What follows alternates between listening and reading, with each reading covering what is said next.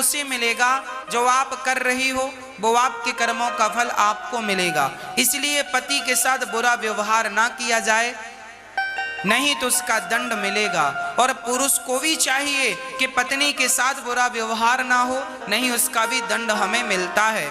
अर्थात पति और पत्नी कैसे हों? भगवान राम और सीता,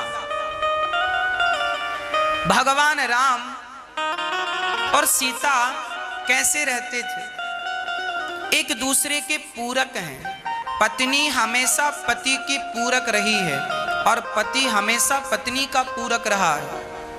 अकेली स्त्री भी किसी काम की नहीं और अकेला पुरुष भी किसी काम का नहीं।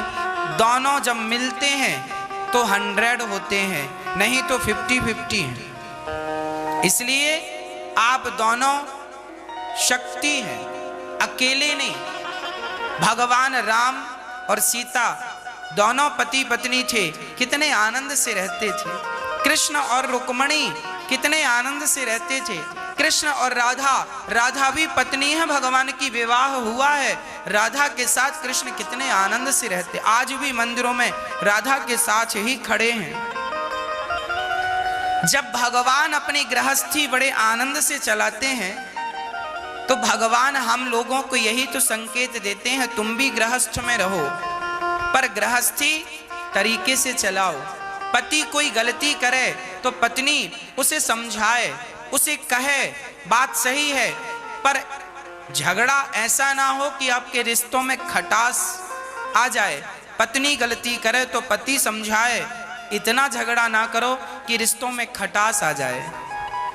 पति कुछ कहे तो पत्नी को चुप रहना चाहिए और पत्नी कुछ कहे तो पति को सह लेना चाहिए। गृहस्थी की गाड़ी समझदारी से चलती है। कई बार पत्नियों को बुरा लग जाता है, पति ने डांट दिया, पत्नियां मुंह फुलाए बैठी हैं। बहुत ज्यादा डांट दिया तो झोला उठा के ससुर मायके। चूहे की दौड़ बिल तक, चूहा भागेगा तो कहां जाएगा? बिल में। स्त्री भागेगी कहां जाएगी? मायके। समाधान नहीं है इससे। पति जब गाली दे, पति जब डांटे तो क्या करना चाहिए? आप उसकी अर्धांगिनी हैं, स्त्री हैं आप दुर्गा हैं, आप क्षमा की मूर्ति हैं, आप मां हैं। आपके अंदर ममता होनी चाहिए, करुणा होनी चाहिए। पति डांट रहा है, गाली दे रहा है, आपकी मां को गाली, आपके पिता को गाली, कोई बात नहीं। आपका स्वभाव जैसा थोड़ी देर पहले मैंने कहा कि लोहा पत्थर धूप में गर्म हो जाता है पर हीरा धूप में ठंडा रहता है। तात्पर्य यह हुआ, पति की इतनी गालियां खाने पर भी आपका स्वभाव शीतल ही रहे, ठंडा ही रहे। इस स्वभाव से तो गृहस्थी चलेगी। और आप भी गर्म हो गई तो वह रिश्ते टूट जाते हैं। एक पत्नी बोली, गुरुजी हमारा पति बहुत गाली देता है। हमने कहा आपका पति आपसे प्यार करता है कि नहीं? हाँ हाँ महाराज जी प्यार भी करता है। हमने कहा जब प्यार आपसे करता है तो डांटेगा भी आपको। अब प्यार आपसे करे और डांटे पड़ोसन को, ऐसा तो हो नहीं सकता। जब आपसे प्यार करता है तो डांटेगा भी आपको। इसलिए छोटी छोटी बातों को छोटी ही रहने दो, उन्हें बड़ा करने की जरूरत नहीं है। इसमें आप समझदार नहीं कहलाएंगे। पति पत्नी का विवाद सुबह हो तो शाम तक सदा के लिए खत्म हो जाए, ये विवाद तो ठीक है। पर अब विवाद चल रहा है महीनों से, सालों से। ये विवाद हानिकारक है। खासकर मैं स्त्रियों से कहूं, पति पत्नी में झगड़ा हो तो मायके जाने की गलती कभी ना करना। मायके वाले आपको रख लेंगे, आपको कहेंगे कि अब ससुराल मत जाना, पर कब तक रहोगी अपनी माँ के पास? कब तक रहोगे अपने भाई के पास? कब तक रहोगे? महीने भर रहोगे, 2 महीने रहोगे? स्त्री का कल्याण ससुराल में है। स्त्री को समझदारी का परिचय देना है और पुरुष को बहुत समझदारी का। खासकर ये जो आज बच्चे शादी कर लेते हैं, शादी के बाद हम देखते हैं तलाक हो जाता है। क्यों होता है? केवल समझदारी की कमी से। आप थोड़ा सा समझदारी का परिचय देंगे, दोनों में थोड़ी थोड़ी समझदारी होगी, गंभीरता होगी। एक बार एक संत से एक आदमी ने कहा, महाराज मैं शादी करूं कि ना करूं? आपने की है, आपका अनुभव क्या है? तब बड़े महात्मा ने कहा, बेटा शादी करना अच्छी बात है, पर शादी तब करना चाहिए जब आपके अंदर सहनशीलता आ जाए।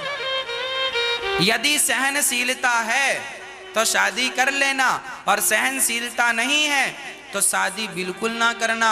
शादी के बाद सहन करना पड़ता है, पत्नी की भी सहन करना पड़ता है, पति की भी सहन करना पड़ता है, परिवार की भी सहना पड़ता है।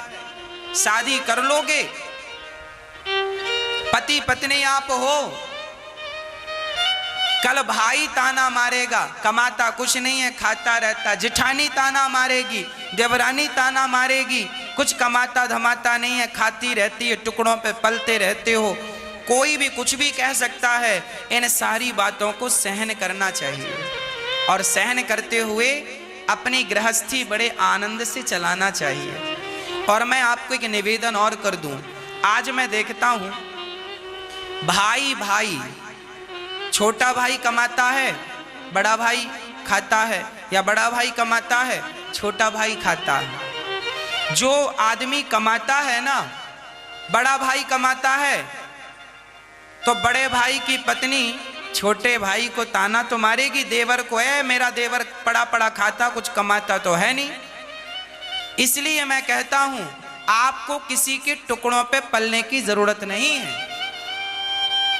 आपकी भौजाई आपको ताना मार रही है, आपका भाई आपको ताना मार रहा है, ठीक मार रहा है। क्यों नहीं कमा कर खा रहे हो? क्यों तुम दूसरों के टुकड़े पे पल रहे हो? अरे दूसरों की हलवा पूड़ी और खुद की कमाई की बासी रोटी खाकर नमक के साथ रहो, पर अपनी कमाई का खाओ। दूसरों की कमाई के 56 भोग भी खाने नहीं चाहिए। बड़ा भाई कमाता है, छोटा भाई पड़ा पड़ा खाता है, स्वाभाविक कहेगा ठीक कहता है। बड़ी भौजाई कहती है ठीक कहती है, तुम कमा कर क्यों नहीं खा रहे हो? और बाद में रोते हो, हमारी भाभी ने ये कहा वो कहा। अरे भाई ठीक कहा, क्यों पड़े हो, क्यों नहीं कमाते हो? इसलिए शादी करने के पहले भी आप ये निर्णय कर लीजिए कि आपकी पत्नी को आप क्या खिला पाएंगे अपनी कमाई से, क्या उसे कपड़े पहना पाएंगे अपनी कमाई से, क्या अपने बच्चों को अच्छे स्कूल में शिक्षा दे पाएंगे। यदि इतनी व्यवस्था है, आपके अंदर कुछ करने की ताकत है, तो विवाह करो। दूसरों के भरोसे में पत्नियां ना लाया करो कि मेरा भाई कमाता है तो मैंने शादी कर ली, भाई के टुकड़ों पे पलता रहूंगा। पहले अपना सेल्फ हो जाओ, अपने पांव पे खड़े हो जाओ, कुछ कर लो, अपनी पत्नी को खिला सको तो कर लो। इसलिए विवाह करने के पहले बहुत विचार करना चाहिए, और लड़की के पिता को भी विवाह करने के पहले ये विचार करना चाहिए, जिसके साथ आप अपनी लड़की का विवाह कर रहे हैं वो 2 पैसा कमाता है या नहीं। यदि कमाता है, वो करोड़पति नहीं है चलेगा, पर 2 रोटी कमाने की ताकत रखता हो अपनी मेहनत से, तो बेटी का विवाह कर देना। और आपने ये सोचकर कर दिया कि 2 भाई हैं, 3 भाई हैं, 4 भाई हैं, और बाप की संपत्ति तो है ही, और बड़ा भाई तो सरकारी नौकरी पे है और छोटा भी है, और बीच वाले से कर दो, तो बड़ा और छोटा कब तक खिलाएगा। इसलिए सेल्फ जिंदगी अच्छी है।